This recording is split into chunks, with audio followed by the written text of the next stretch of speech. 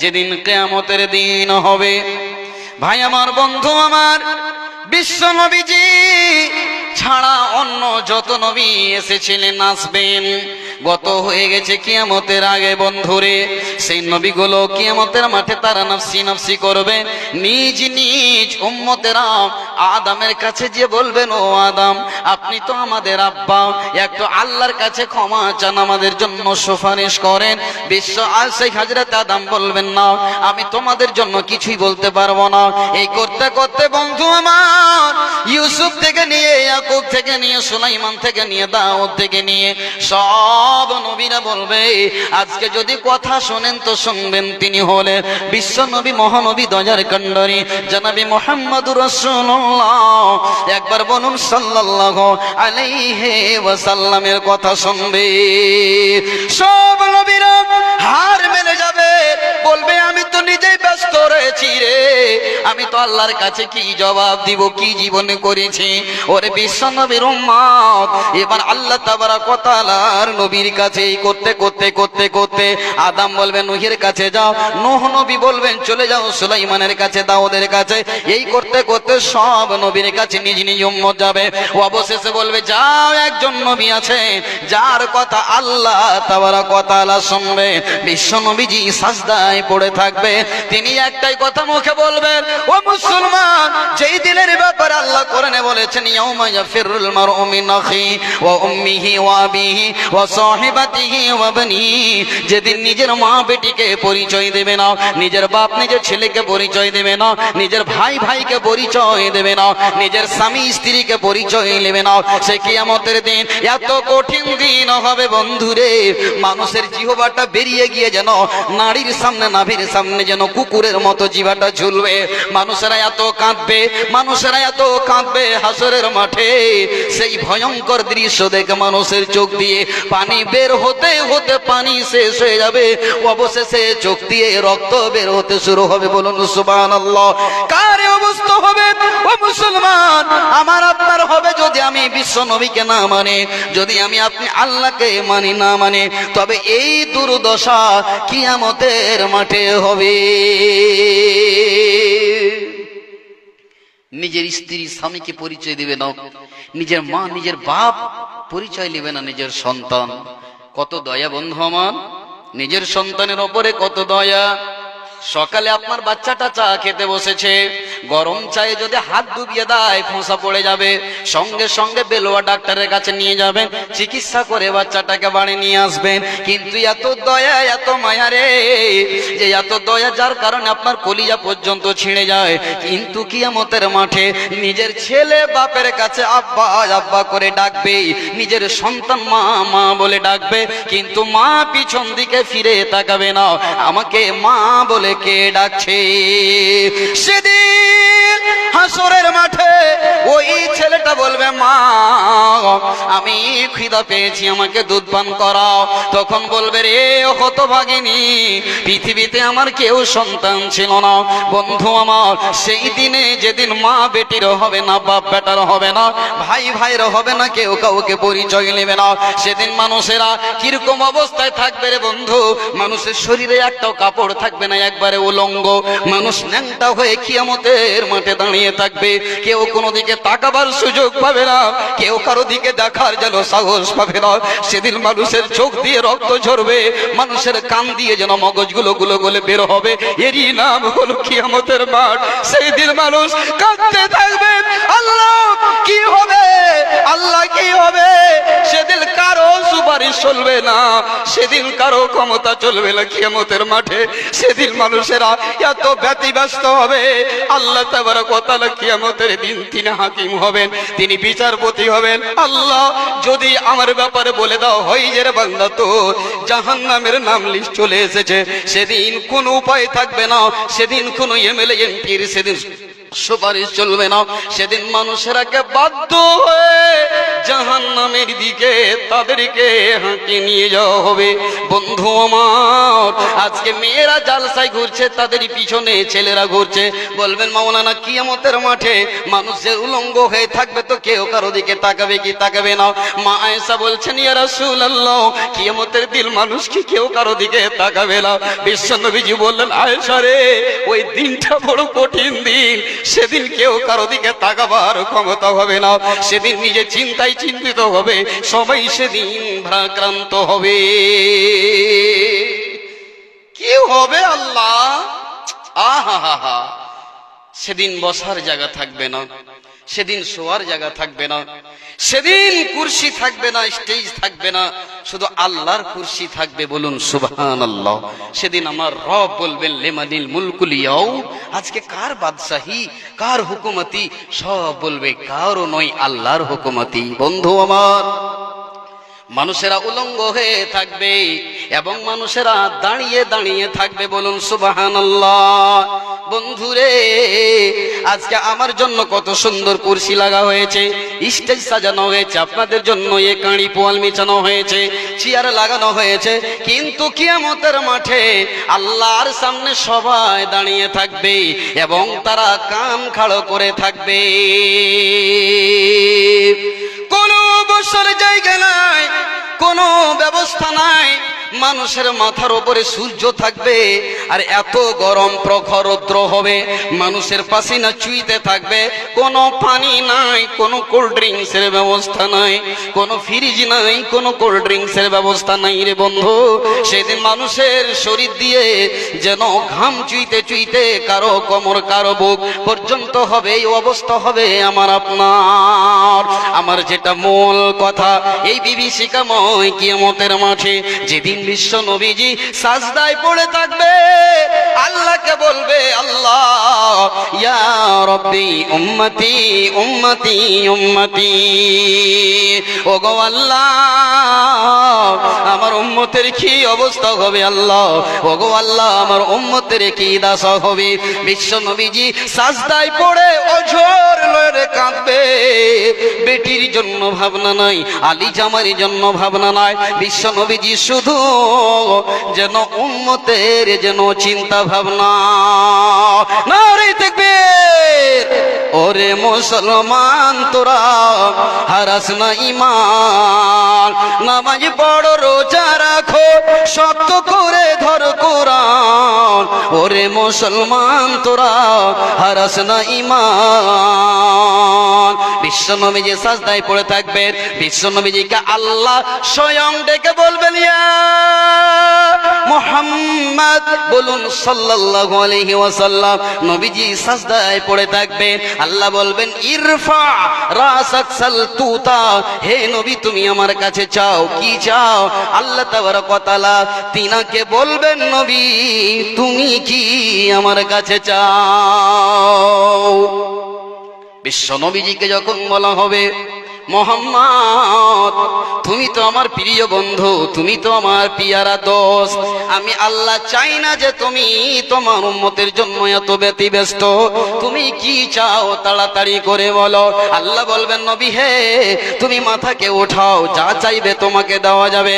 এবার বিশ্ব নবীজিকে আল্লাহ বলবেন, সঙ্গে সঙ্গে মাথা উঠিয়ে বলবেন, আল্লাহ আমার উম্মত আমার উম্মত আমার উম্মত।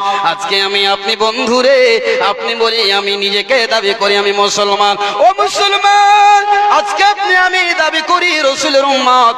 মুসলমান তুমি আজকে মদের আড্ডায়, মুসলমান তুমি আজকে লটারির আড্ডায়, ও মুসলমান তুমি আজকে জিনার আড্ডায়, ব্যভিচারের আড্ডায়, ও মুসলমান তুমি রাসূলের উম্মত হয়ে আজকে তোমার লেনদেন হলো সুদের সাথে। কিয়ামতের মাঠে তোমার নবী কেমন করে আমার আপনার জন্য সুপারিশ করবে? প্রশ্ন করনে ওয়ালা হবেন আল্লাহ। নবী মোহাম্মদ তুমি কি চাও? চাও আমি তো তোমাকে দিব। একবার বলুন সুবহানাল্লাহ। আল্লাহ তাবারক ওয়া তাআলা বলবেন, নবী মুহাম্মদ যাও, হাসরের মাঠে যতগুলো উম্মত আছে তাদেরকে বেছে বেছে তুমি নিয়ে এসো। আল্লাহ পাক বলছেন, বিসমিল্লাহির রহমানির রহিম, সীমাহুম ফি উজুহিহিম মিন আতারি সুজুদ। ওরে আমল ঝাড়ের লোকেরা, ও বেলুয়া অঞ্চলের মানুষেরা, কিশনগঞ্জ ডিস্ট্রিক্টের মানুষেরা, আপনাদেরকে একটা কথা বলে যায়, কিয়ামতের মাঠে যারা নামাজি ছিলেন দুনিয়াতে, আল্লাহ বলছেন কপালে যে নামাজ পড়ে পড়ে একটা ঘরটা ফেলে রেখেছেন, 1 টাকা পরিমাণে গোল চাকা হয়ে কালো দাগ পড়ে গেছে, কিয়ামতের মাঠে হ্যালোজিনের মতো যেন ঝকঝক করে জ্বলবে। বিশ্ব নবীজি তাদেরকে নিয়ে জান্নাতে চলে যাবেন, বলুন সুবহানাল্লাহ। যারা বেনামাজি তারা তো আফসোস করবে, তারা তো হাত মচলাবে। হাদিসে এসেছে কিয়ামতের মাঠে যখন আপনার ভাই জান্নাতে চলে যাবে, বাপ চলে যাবে, বেটা জাহান্নামে যাবে, তখন তারা নিজে নিজে হাতগুলোকে কামড়াবে, যেমন কুকুরে নিয়ে একটা মাংসর একটা হাড্ডিকে কামড়ায়, ঠিক তেমন মানুষেরা কিয়ামতের মাঠে নিজের রাগকে সহ্য করতে পারবে না, তখন নিজের হাতকে কামড়াবে আর বলবে, আল্লাহ রব্বুল আলামিন গো, ইয়া লাইতানি লাম উতা কিতাবিয়া, আজকে যদি আমলনামা আমাদেরকে না দেওয়া হতো। আল্লাহকে বলবে, ওগো আল্লাহ, আজকে যদি আমরা মাটি হয়ে যেতাম জানোয়ারের মতো, তবে আমাদের কি না ভাগ্য হয়ে যেত। আমার বলার উদ্দেশ্য, ও মুসলমান, আল্লাহ বলছেন লাকাদ জাআকুম, আল্লাহ বলছেন হে সারা পৃথিবীর মানুষ, আমি আল্লাহ তোমাদেরকে এমন একজন নবী দিলাম যে তোমাদের জন্য এত দয়া এত মায়া। মওতের সময় উম্মতের জন্য কাঁদলেন, কিয়ামতের মাঠে তিনি সাজদার অবস্থায় উম্মতের জন্য কাঁদবেন, এরই নাম হলো দয়ার নবী। আল্লাহ বলছেন, ওয়া মা আরসালনাকা ইল্লা রাহমাতাল লিল আলামিন, নবী হে, আমি তোমাকে দুনিয়ার রহমত, দয়ার ভান্ডার, দয়ার সাগর করে পাঠালাম। যেই নবী ইয়াতিমের বন্ধু ছিলেন, যেই নবী বিধবাদের চোখের পানি মুছিয়ে দিতেন, যেই নবী একটা পাখির খবর রাখতেন, যেই নবী একটা উটেরও খবর রাখতেন, যেই নবী সকল মানুষের তিনি খবর রাখতেন, এরই নাম দয়ার নবী। তোমার মতো দয়ার নবী আর পাবো না, তোমার মতো দয়ার রাসূল আর পাবো না। তুমি যে আল্লাহর ভালোবাসা, তাই মোরা যে করি গো আশা, হাসর দিনে তুমি বিলে রেহাই হবে না। তোমার মতো দয়ার নবী আর পাবো না, তোমার মতো দয়ার রাসূল আর পাবো না। নবীকে চিনবেন কেমন করে বাবজি? আপনার যদি মা মারা যায়, বাপ মারা যায়, বা দাদি দাদু মারা যায়, একটা যদি পরিচয় রেখে যায়, স্বাভাবিক কথা দেখবেন মা বোনেরা ঠান্ডার সময়তে লেহাপ, ক্যাথা, বালিশ, কম্বল বের করে, করে না? না করে না? বাক্সটা যখন খুলতে খুলতে দেখে যে একটা পিয়ালা রাখা আছে, পিয়ালাটা যখন দেখে তখন কি বলে মনে হয়? দাদি বলে মনে হয়, মা বলে মনে হয়, হাইরে এই পিয়ালাটা তো আমার দাদির ছিল, এই পিয়ালাটা আমার মা তেল দিয়ে আমার মাথায় তেল দিত। এই পিয়ালাটা দেখতে গেলে মাকে বলে স্মরণ হতো। বিশ্বনবী দুনিয়া ছেড়ে চলে গেছেন, তিনি স্মৃতির জিনিস রেখে গেছেন মাদ্রাসা। মাদ্রাসা আছে বলে নবীর শিক্ষা দেওয়া হয়, মাদ্রাসা আছে বলে আদর্শ দেওয়া হয়। ও মুসলমান, আজকে আমি আপনি দ্বীনি তালিমকে ফকিরের বিদ্যা বলি।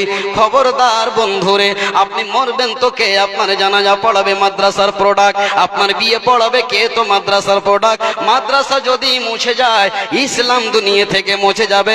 কে এমন আছেন কোন দরদি ভাই আমার, নবীজির বাগানটাকে বাঁচিয়ে রাখার জন্য, এ মাদ্রাসাটাকে ভালোবাসা দিয়ে দেওয়ার জন্য 1000 করে 5 জন আল্লাহর গোলাম কে আছেন? মাওলানা, আমি মৃত্যু মা বাপের জন্য 1000 টাকা দান করব।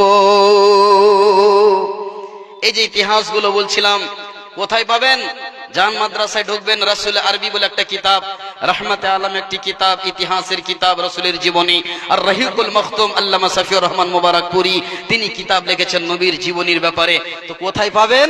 মাদ্রাসা ছাড়া আপনি কলেজে, ইউনিভার্সিটি এগুলো কোথাও পাবেন? ওগুলো তো পাবেন কি দাঁড়িয়ে পেশাব করতে হবে, পেশাব করে পানি নিতে হবে না, পশ্চিম দিকে মুখ করে পেশাব করো, কোনো অসুবিধা নাই।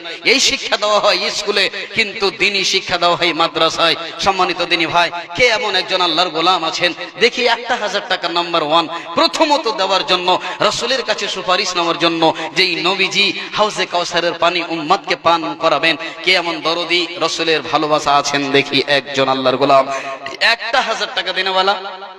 সামনে থেকে একটা আসেন তো ভাই, বক্তা চলে এসেছেন, আমার শ্রদ্ধেয় উস্তাজুল মুকাররম, ওনাকে বসে রেখে আমি বেশি টাইম আপনাদের বরবাদ করব না, যেহেতু বলেছি প্রথমে বক্তা অনেক লম্বা ফেহরিস্ত আছে। একজন কোন আল্লাহর গোলাম 1000 টাকা দেনেওয়ালা কেউ আছেন?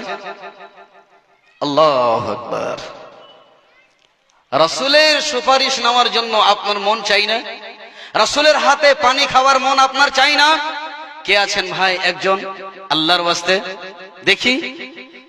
আপনারা এই এলাকার মানুষ দান করেছেন, এর আগে আমার হাতে দান দিয়েছেন, দোয়া নিয়েছেন, মাশাআল্লাহ, জাযাকাল্লাহ, হায়াকাল্লাহ, বারাকাল্লাহ। রব্বুল আলামিন, আয় আল্লাহ তাআলা তোমার বান্দা রব্বুল আমিন গো, সিরাজুল হক আবেদ পাড়া থেকে 1000 টাকা দান করেছেন। মাওলা, কি উদ্দেশ্যে দান করেছেন মাওলা তুমি জানো, অন্তর্যামী মাওলা, তুমি অন্তরের খবর রাখনেওয়ালা। মাতা পিতা আত্মীয় স্বজন যারা কবরে চলে গেছে, আল্লাহ যারা জীবিত আছে তাদেরকে নেক হায়াত দাও আল্লাহ, তাদের কবরকে নূরে মানমার করে দাও আল্লাহ, তুমি ইজ্জতের সম্মানের জীবন দান দাও, আমিন আল্লাহুম্মা আমিন। একটা কেউ জোড়া হবেন না ভাই? ওয়ারাজুলানে তাহাব্বা ফিল্লাহে, একটা জোড়া কেউ হবেন 1000 টাকা দিয়ে? বাস, মাত্র 5টা মিনিট আমি আছি, একটা কলম বাস, বেশি নয়। আপনাদের কাছে আমি চলে যাব আপনাদের কাছ থেকে, মূল্যবান সময়টাকে হাত ছাড়া করিয়েন না। রাসূল বলছেন যে তুমি দুনিয়ায় মুসাফিরের মতো বাস করো, কখন ডাক আসবে দুনিয়া ছেড়ে চলে যেতে হবে। এই ধন জন মাল টাকা পয়সা সব পড়ে থেকে যাবে, কিছুই সঙ্গে যাবে না। মাশাআল্লাহ, কি নাম? মোহাম্মদ হোসেন 1000 টাকা। আলহামদুলিল্লাহ, রব্বুল আলামিন তোমার বান্দা মোহাম্মদ হোসেন 1000 টাকা, 500 নগদ, 500 বাকি। ওগো আল্লাহ দয়াময় পাক রব্বানা, ক্ষমা করে দাও আল্লাহ জীবনের গুনাহ। ওগো আল্লাহ দয়াময় পাক সুবহান, মেটাও তার মনের অভিমান, আমিন আল্লাহুম্মা আমিন। বাবা গো বাবা, বাবা গো বাবা, তুমি কেমন আছো আব্বা? তুমি ছোট্ট মাটির ঘরে, তোমার ওই কথা হৃদয় পড়ছে বারে বারে। বাবা, ও গো বাবা, ও গো বাবা, বাবা। যেই আব্বাকে কবরে শুয়ে রেখেছেন বন্ধু আমার, তাকে বলে কি আপনার মনে হয় না যে আমার আব্বাকে আল্লাহ চিরজীবনের সুখের বিছানাটা দিয়ে দেয়? ভাই আমার, বন্ধু আমার, যেই কবর হলো অন্ধকার ঘর, কিড়া মাকড়ার ঘর, যেখানে কোনো লাইট নাই, কোনো বাতি নাই, হাজার হাজার লক্ষ লক্ষ মানুষ আজকে তারা কবরে শুয়ে রেখেছেন, আপনার কি মনে পড়ে না বন্ধুরে? এই যে ঠান্ডার দিনে আপনার আব্বা কত আদর করে গালের ওপরে গাল দিয়ে গরম করে নিয়ে শুয়েছিল, সেই বাপকে দুনিয়া থেকে হারিয়েছেন, যাদের শরীরে একটা মাছি বসতে পেত না, ওই লোকগুলো আজকে কবরে শুয়ে রয়েছে। তাদের সুখের জন্য কারো কি মন চাই না? মাওলানা, আমি 500 টাকা আল্লাহ রাস্তায় দান করব, রাসূলের মাদ্রাসায় দান করব।